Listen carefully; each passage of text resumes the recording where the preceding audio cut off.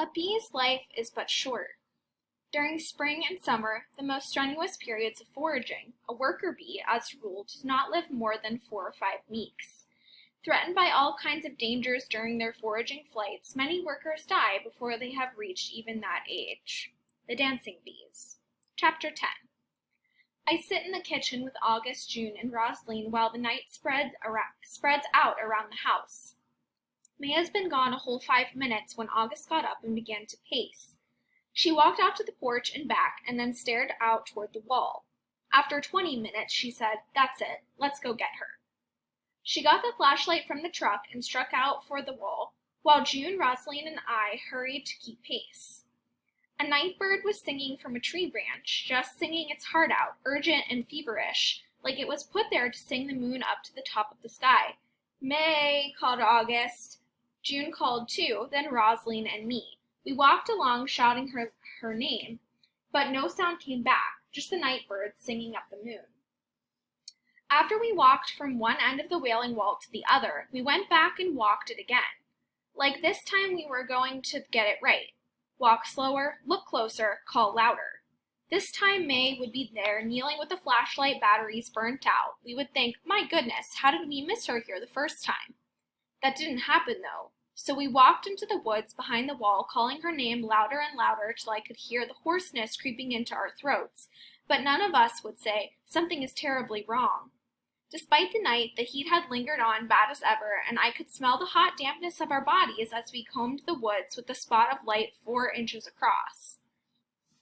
Finally, August said, "June, you could go to the house and call the police. Tell them we need help to find our sister. When you hang up, you kneel before Our Lady and beg her to watch over May, then you come back. We're going to walk toward the river." June took off running. We could hear her crashing through the brush as we turned toward the back of the property where the river flowed. August's legs moved faster and faster. Rosaline struggled to keep up, gulping for air. When we reached the river, we stood there a moment. I'd been in Tiburon long enough for the full moon to fade away and grow back full again.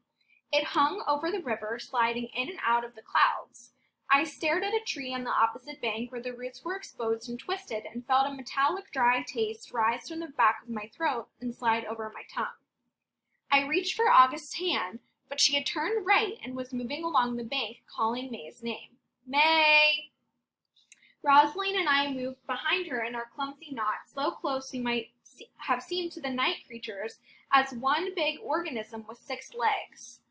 I was surprised when the prayer we said after dinner each night, the one with the beads, started up of its own accord and recited itself in the back reaches of my head. I could hear each word plainly.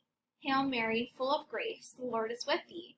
Blessed art thou among women, and blessed is the fruit of thy womb, Jesus. Holy Mary, Mother of God, pray for us sinners, now and at the hour of our death. Amen."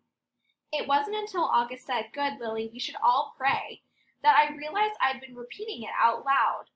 I couldn't tell if I was saying it as a prayer or muttering it as a way to push down the fear. August said the words with me, and then Rosaline did too. We walked along the river with the words streaming behind us like ribbons in the night. When June came back, she was holding another flashlight she dug up somewhere in the house. The puddle of light wobbled as she came through the woods. "Over here," called August, aiming her flashlight up through the trees. We waited for June to reach the river bank. "The police are on their way," she said. "The police are coming." I looked at Rosaline with the ends of her mouth turned down. The police hadn't recognized me the day I visited the jail. I hope they didn't get lucky with Rosaline.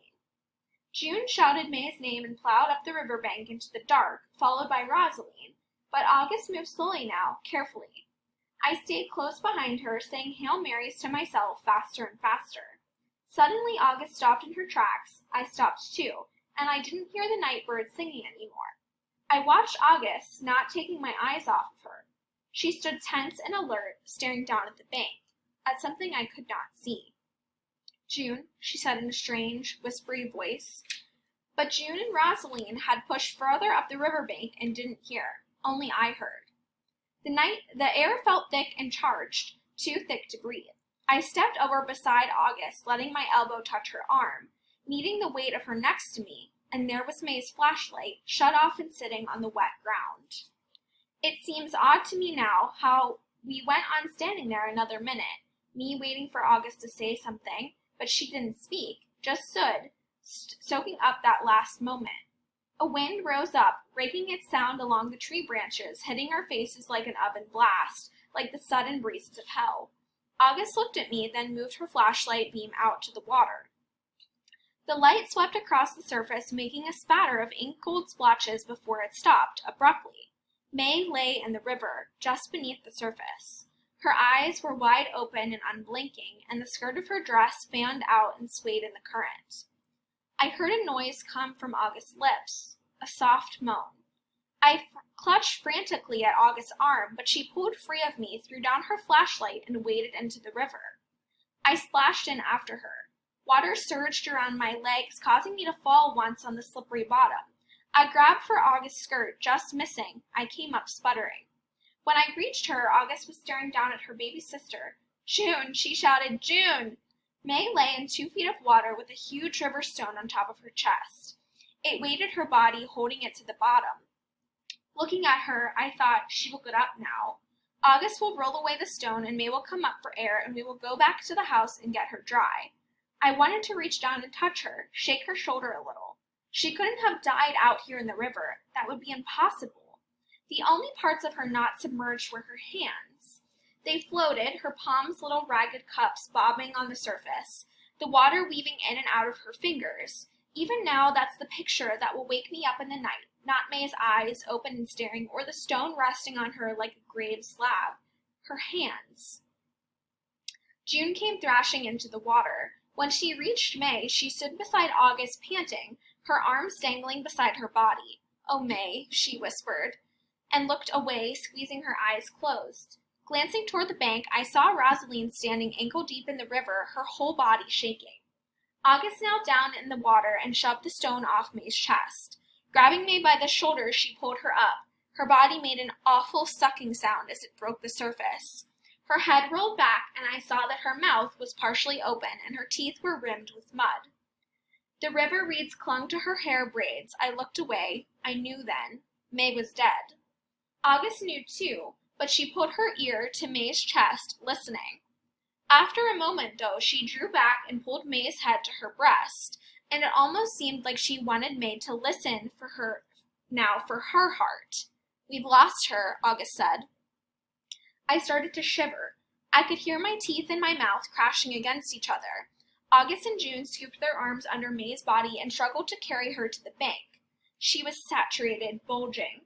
I grabbed her ankles and tried to steady them. The river, it seemed, had carried away her shoes. When they laid her down on the bank, water gushed from her mouth and nostrils. I thought, this is the way Our Lady came washing up on the river near Charleston, I thought. Look at her fingers, her hands, they were so precious. I imagined how May had rolled the rock from the bank out into the river, then lay down, pulling it on top of her. She had held it tight like a baby and waited for her lungs to fill. I wondered if she had flailed and jerked toward the surface at the last second, or did she go without fighting, embracing the rock, letting it soak up all the pain she felt. I wondered about the creatures that had swum by while she died.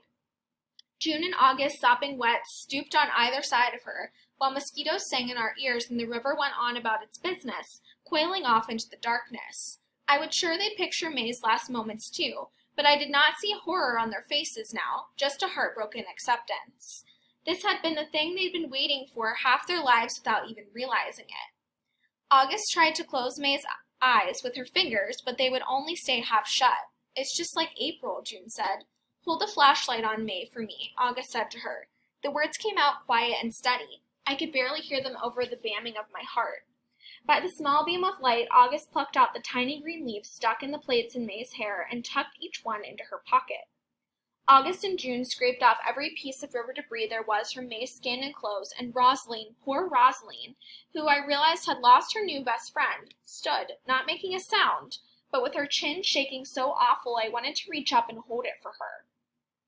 Then a sound I will never forget whooshed out of May's mouth, a long, bubbling sigh, and we all looked at each other, confused, the second of actual hope. As if the miracle of miracles was about to take place after all, but it was only a pocket of swallowed air that had suddenly been released. It swept across my face, smelling like the river, like a piece of old wood that had gone moldy. I looked down at May's face and felt a wave of nausea. Stumbling off into the trees, I bent over and vomited.